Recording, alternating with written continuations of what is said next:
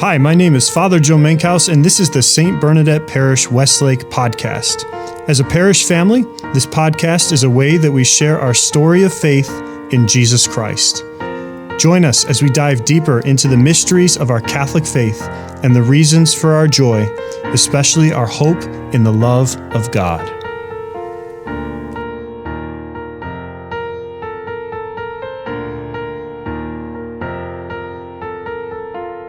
Hello, brothers and sisters of Saint Bernadette. Father Joe with you once again for another episode of the Saint Bernadette Westlake podcast, and joined by Trapper Jack today. Good morning, Trapper. Good morning, and we've had a veritable plethora of deacons coming through here. We sure have. We found another one. His name is Deacon Jeff Stutzman, the brand new deacon here at Saint Bernadette Parish. Deacon Jeff, welcome to the podcast. Thank you very much. It's great to have you with us this morning. This is something we've wanted to do for a couple of months now, and thinking back, you've been here since May, right? Right. We find ourselves in August, so we're coming up on 3-ish months. Yep. It's pretty amazing. That time flew real fast. What's your favorite part so far?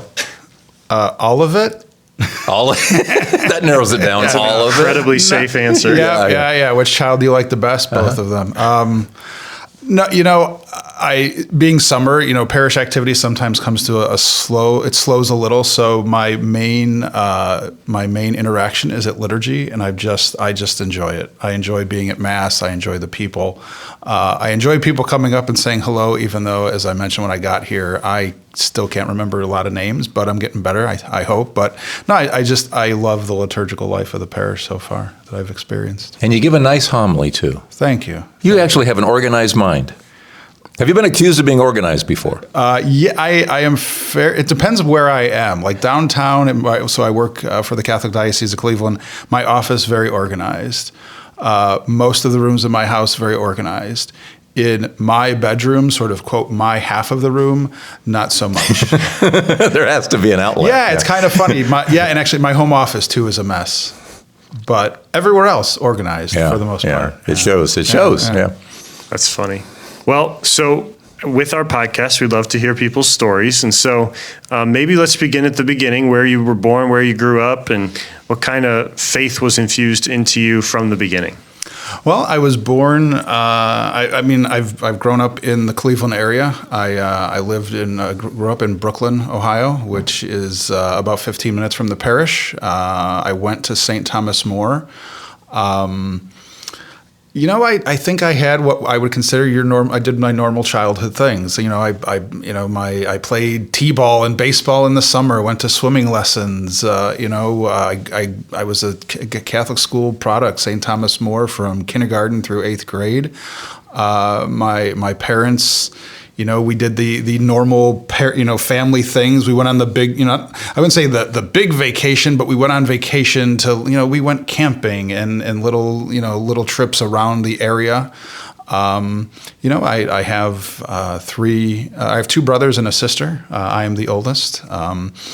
So, we probably did the typical family things. We loved where we grew up. We loved the city. We interacted with it as much as possible. My dad, for the most of my childhood, owned a little tile business in Brooklyn that he opened with my grandfather. And then when that closed, he worked for another flooring company in the area for a little bit. My mom was the typical room mom type, always volunteering at the school and the parish for those who needed it. Eventually, my dad went on to work in the service department for the city of Brooklyn, where we lived. So we always, it's kind of funny, we sort of stayed in our little bubble for the most part in Brooklyn.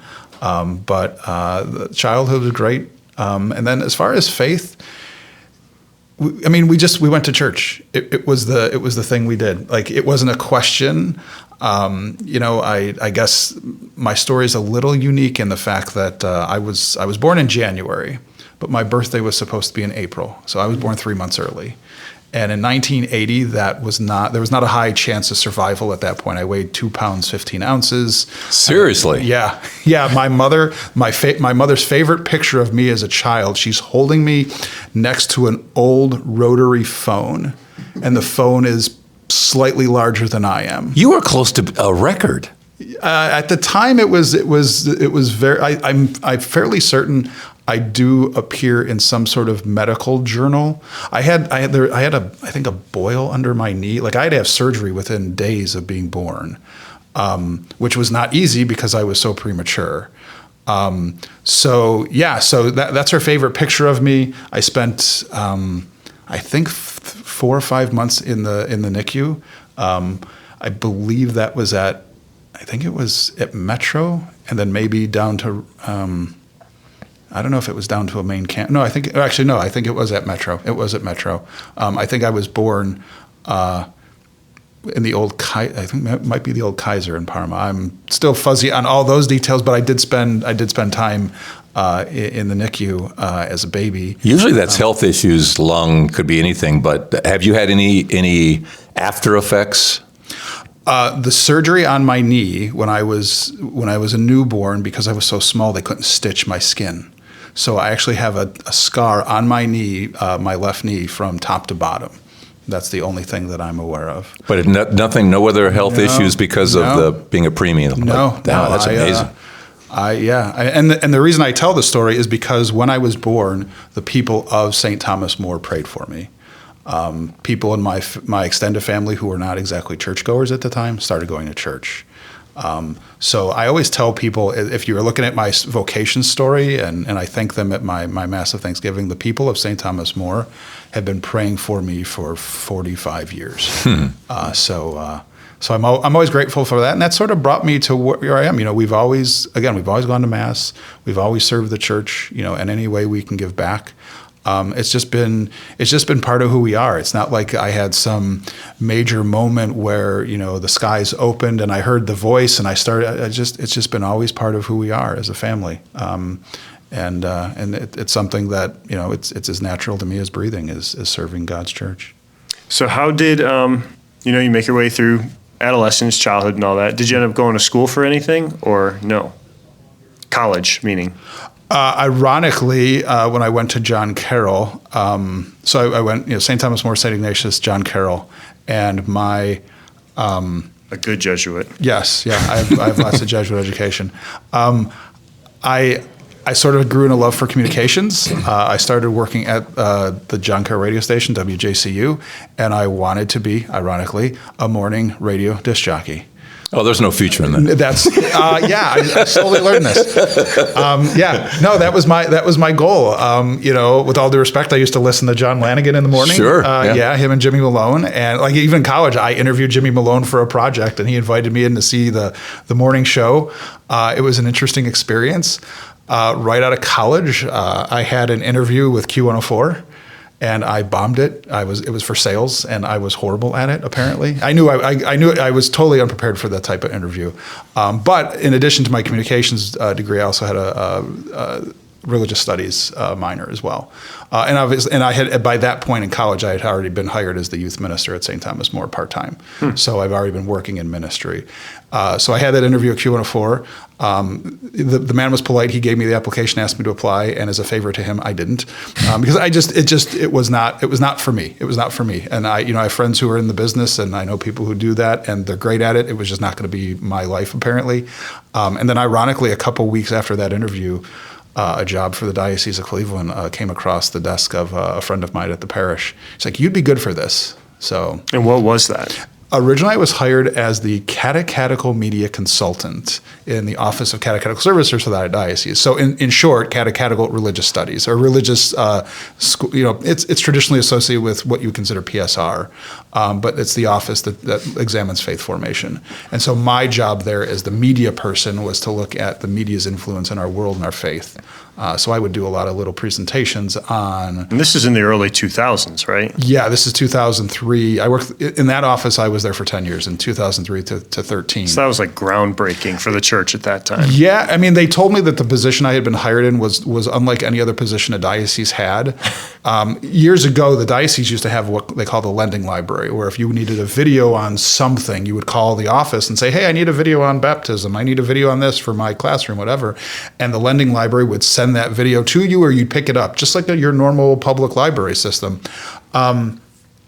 they did a study that realistically no one was using the library to its fullest extent, or it was only a couple parishes. So they took the money invested in that project and put it into this position.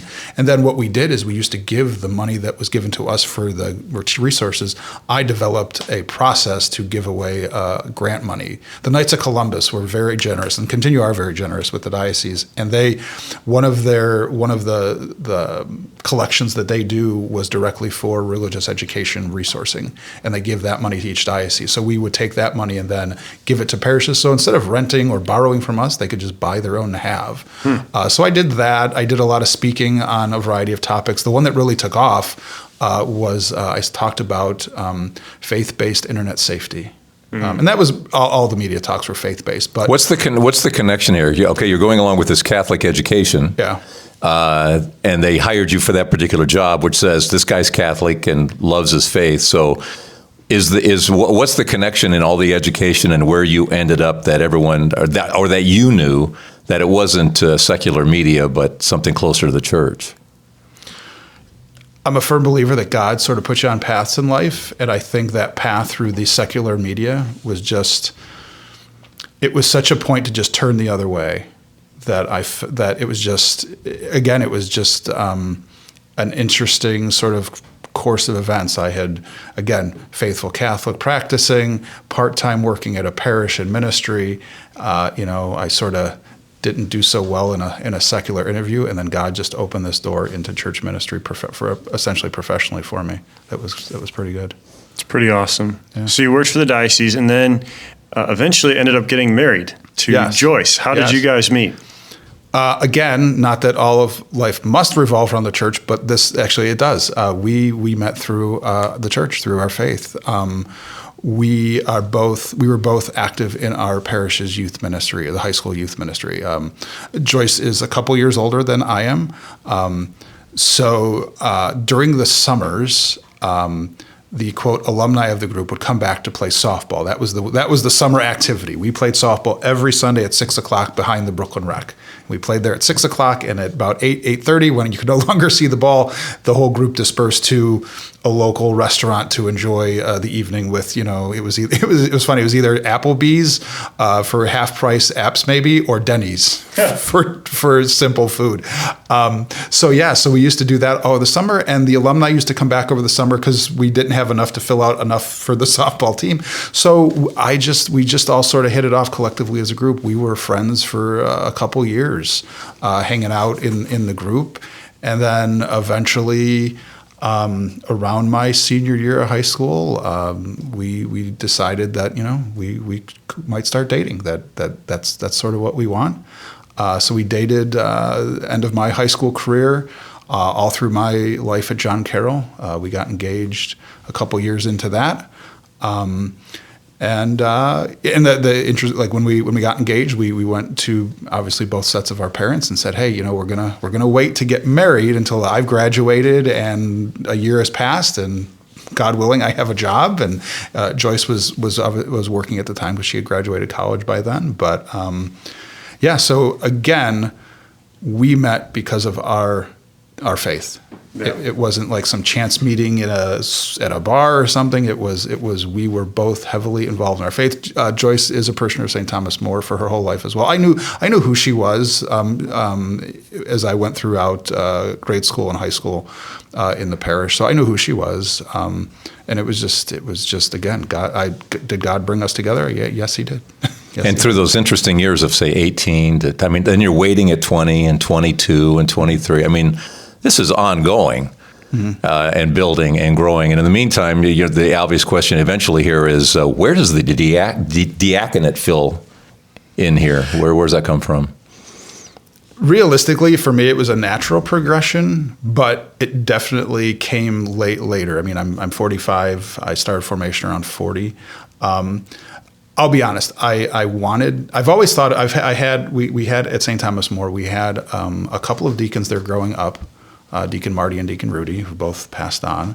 And then a little later in my career at St. Thomas More with youth ministry, Deacon Chuck, who was at the time at Corpus Christi, that parish closed, and Deacon Chuck asked to come over to St. Thomas More. So he was at St. Thomas More for the bulk of my probably years there working. So I've always had good examples of deacons at my parish.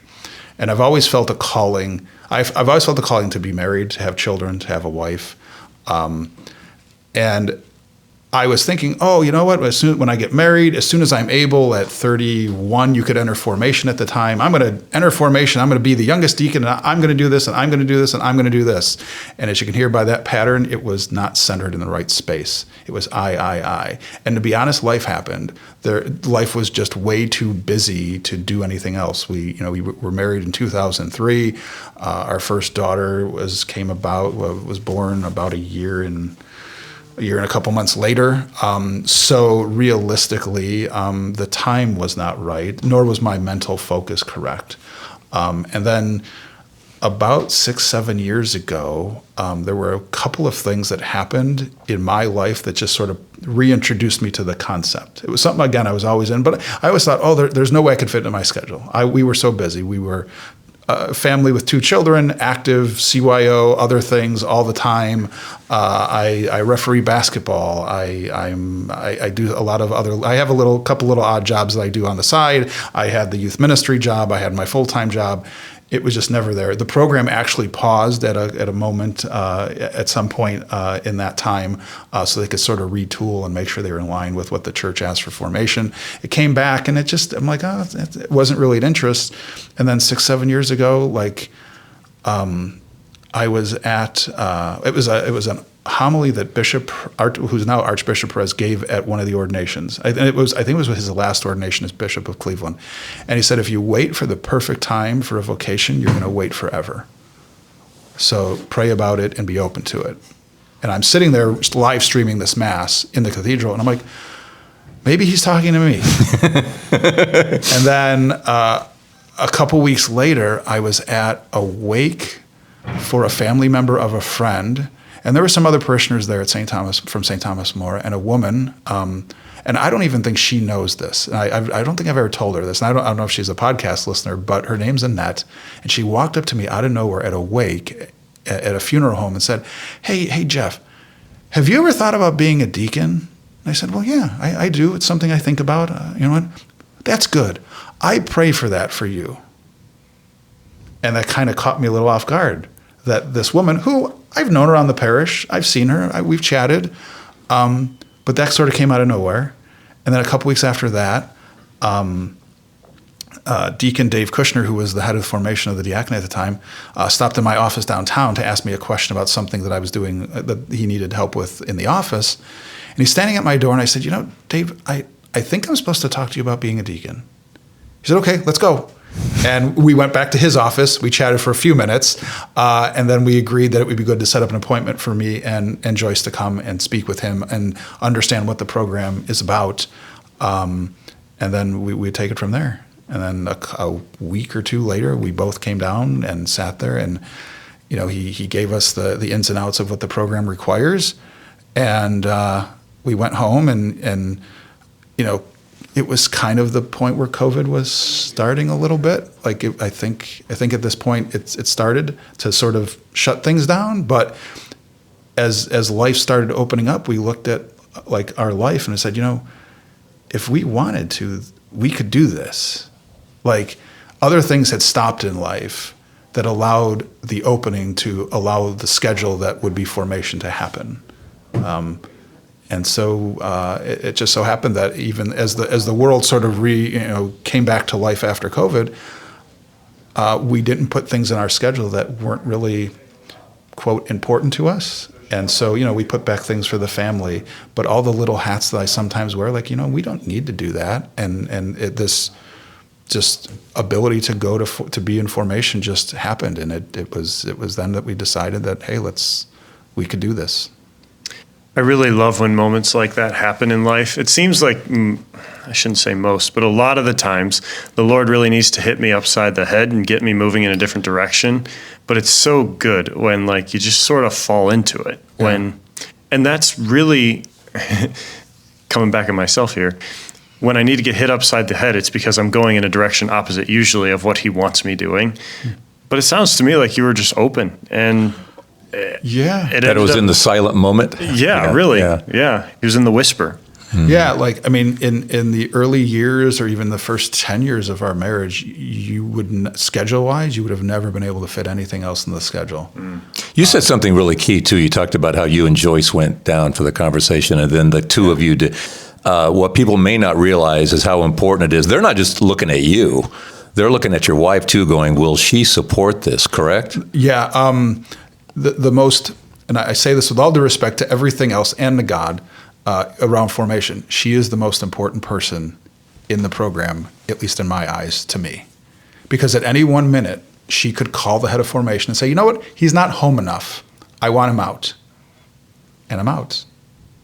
Now, and again, every year, every couple of months, we would sort of do a little, temperature check on how's it going, and before every year. So even about right now, so like the program is getting ready to start up again for the semester.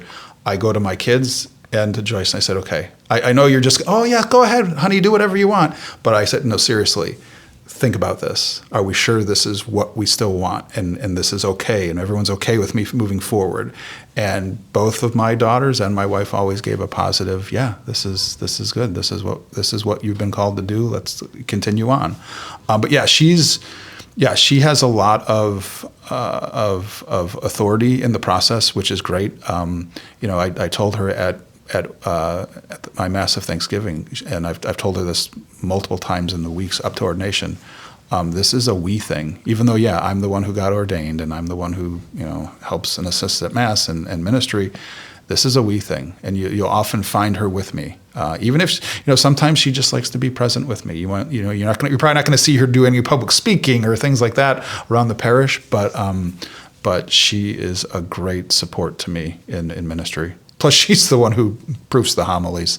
Well, I was going to say, it was funny. She was sitting behind Elizabeth and me at one of the masses where you gave a homily, and I think you addressed her. It might have been before the cruise or whatever was going on at the time. And you kind of pointed her way, and Elizabeth pointed out that to the blind guy here. And so is she the one in the car with the critique?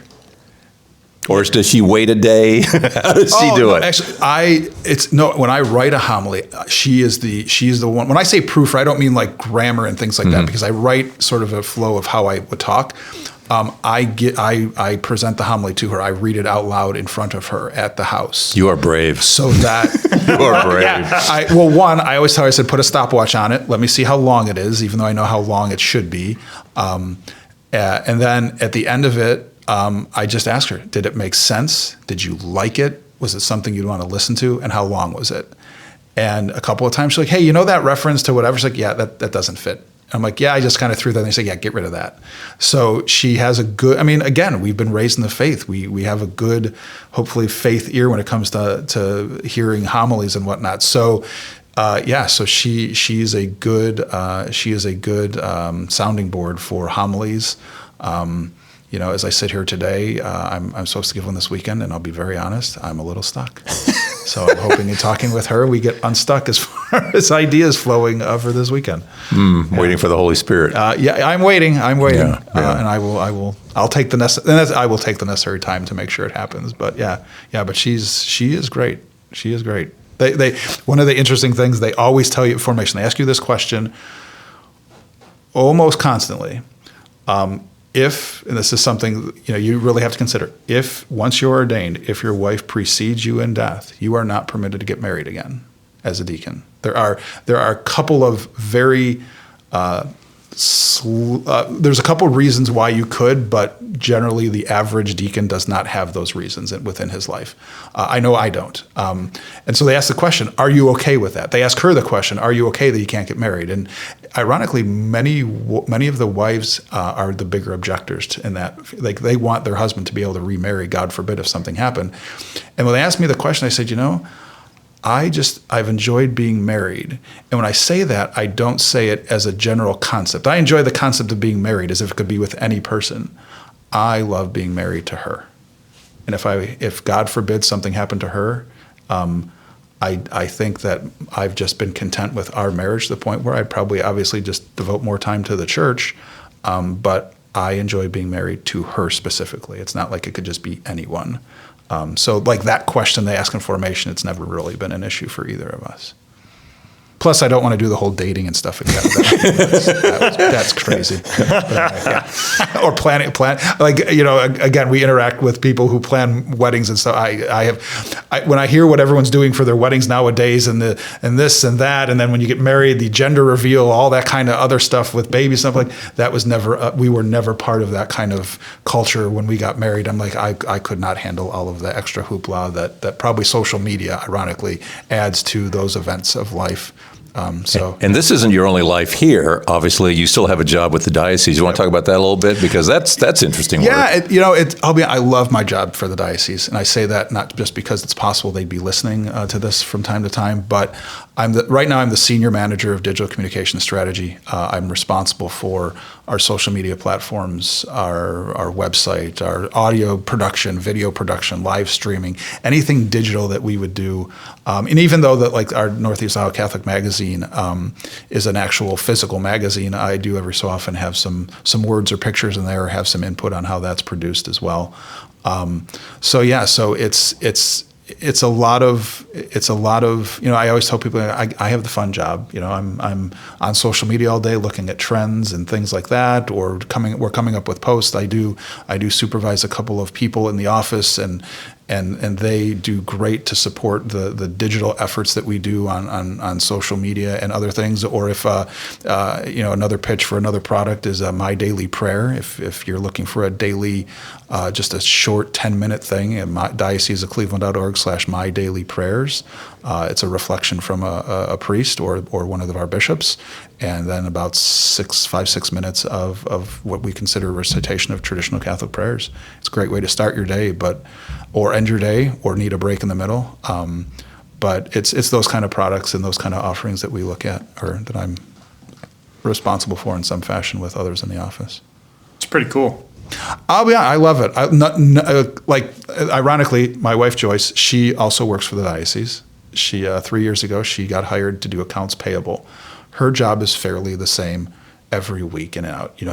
Tuesdays generally check day, and this day, whatever. My job, not one day has ever looked like the day before or the day after ever. Like, today I'm here, obviously in the morning, I'm going to get to the office, and I sort of know what's waiting for me, I think. But it's something that, it's a new adventure almost every day. Interesting too that you did have that bug early on for media, some way, shape, or form, and now you're doing it. That's the thing. I always wanted to be on the radio. Well, actually, in my work for the diocese, I do cut promos and a little news minute for AM 1260. And then during some times when we do put our ads on commercial radio, you'll hear me on the radio from time to time. Or I've done some voiceover for us for some of our TV ads that we do occasionally.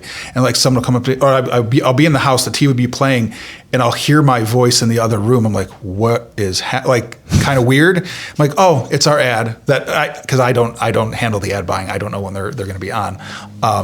But yeah, it's nice that, again, God opened this door for me to work for his church, and he's allowing me to use the gifts and talents that I thought I'd be using in the secular world for ministry. So and he's fulfilling the desires of your heart. Yeah. Like, I love it. I honestly love it. We've taken a lot of big steps in our communication department for the diocese.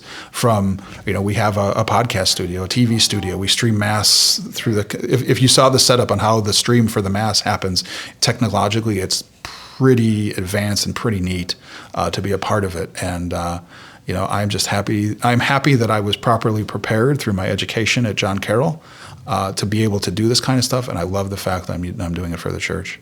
So cool. Yeah. Were you involved then in the broadcast of the ordination of Deacon Ho as a deacon that was then streamed out there to Vietnam so his family could watch it? You're part of all that.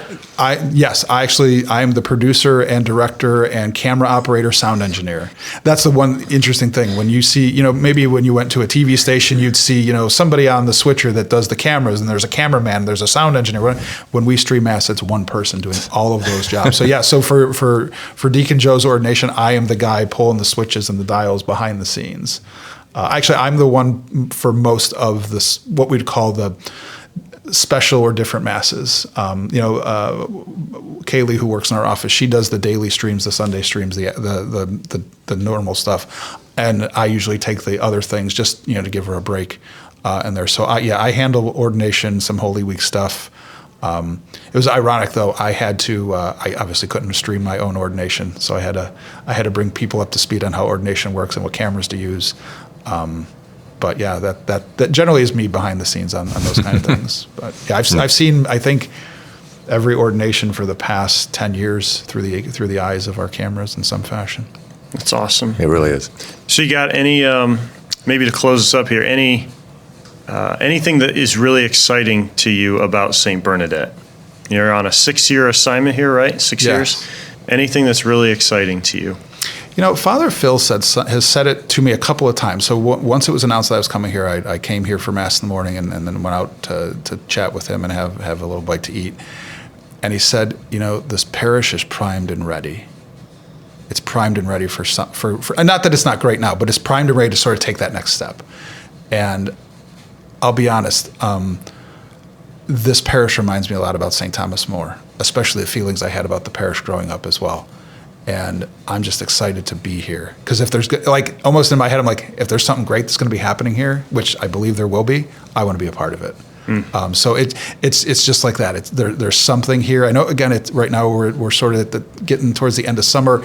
Everything's still a little quiet. But, I walked through the school the other day, and there's, boxes of books in the hallway, and everybody's getting things ready, and even the parish grounds are starting. People start talking about the festival and this and that. It's like, yeah, we're going to have some fun in the coming months, and I am so happy to be here. It just is. It's a good fit for, I think, my gifts and talents, and it's just been a good fit for me in the family. Well, we feel the same way about you. We're so excited to have you here. So grateful that the bishop assigned you here, and excited to have your family here too. Joyce is such a joy. I hope people get to know her more over the coming months, and your daughters are obviously a wonderful presence, and we're just so excited to see what kind of gifts, talents, and abilities you guys bring to the parish. So, well, as we always do, we will present this to Our Lady as we pray. Hail Mary, full of grace, the Lord is with thee. Blessed art thou among women, and blessed is the fruit of thy womb, Jesus. Holy Mary, Mother of God, pray for us sinners, now and at the hour of our death. Amen. And Deacon Jeff, Trapper, and all of our listeners, may Almighty God bless you, the Father, the Son, and the Holy Spirit. Amen.